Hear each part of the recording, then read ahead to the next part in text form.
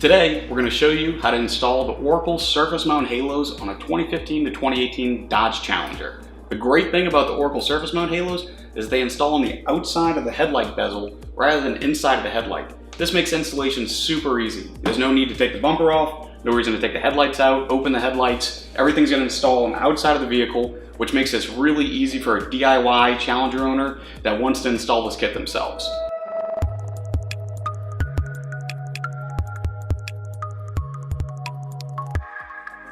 Before we get started, we'll show you that we're going to be installing the rings using this VHB tape on the back of the ring. Now, I could already hear some of the YouTube comments where people are going to say, oh, well, tape, it's going to fall off. You got to remember, this is the same tape that's holding on all the badges, the spoiler, any kind of trim and molding on the vehicle. So this stuff's going to bond as long as we prep it properly. So let's go ahead, show you how to prep it and get started on the installation. We're going to begin by using an isopropyl alcohol pad to remove any wax or other contaminants from the plastic bezel. Once you feel like the bezel is clean, make sure to wipe off any excess alcohol with a clean rag or paper towel. Now, we can apply the adhesion promoter to the bezel. The promoter acts as a primer to ensure that we get proper bond between the tape and the plastic bezel. The great thing is that Oracle includes the adhesion promoter with every surface mount halo kit that they ship, which is really convenient.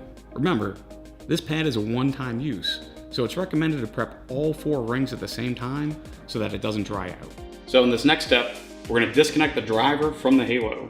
When you do this, make sure to note the number on the driver. You don't want to get these mixed up. So 163 is going to be the halo that's towards the outside of the vehicle, while 162 is going to be the halo that's closer to the grille. The 163 is slightly smaller than the 162, so just make sure that the driver that corresponds with this ring goes back to this ring. To get access behind the headlights, we just need to snap out these panels. So now, we need to route the wires between the headlight and the bezel. To give yourself a little bit more clearance, you can use a panel tool to apply very gentle pressure on the bezel and create a little bit more space there. Do this for both rings. Then feed the wires through and we can remove the back of the VHB tape. Now line up your ring with the bezel and give a good push as you mount it. We want to make sure that a strong bond forms between the ring and the plastic. Cold tape has a hard time forming a bond. If you are applying this in cold weather, be sure to heat the VHB tape with a hairdryer or heat gun prior to installing. Now let's repeat this process on the opposite side of the vehicle to complete the halo installation. The kit comes with enough wire to tie all the halos together.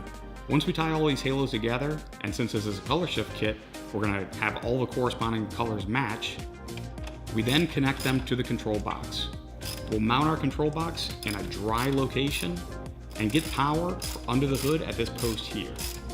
Whichever control box you end up using, it's always important to make sure you get a clean, solid ground and keep the ground cable as short as possible to the control box. For more information or to find a dealer near you, give us a call at 1-800-407-5776 or find us online at oraclelights.com.